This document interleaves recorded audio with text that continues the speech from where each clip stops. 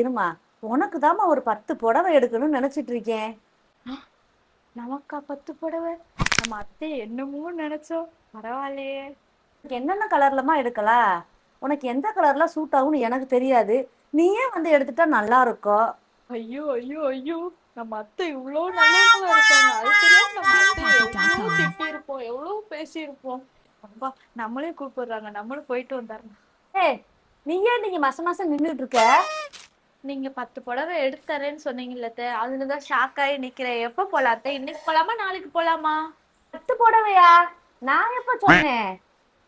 ஏன் அத்தை இப்படி விளையாடுறீங்க? விளையாடாதீங்க அத்தை, நீங்க தான் சொன்னீங்கல்ல, நான் கேட்டேன். நீ அத நினைச்சிட்டு இருக்கியா? நான் ஒண்ணும் உன்கிட்ட சொல்லல. நான் தானே இங்க இருக்கேன், அப்ப என்கிட்ட தானே சொல்லியிருக்கணும். போய் சொல்லாதீங்க அத்தை. அத சொல்லிட்டு இருக்கியா?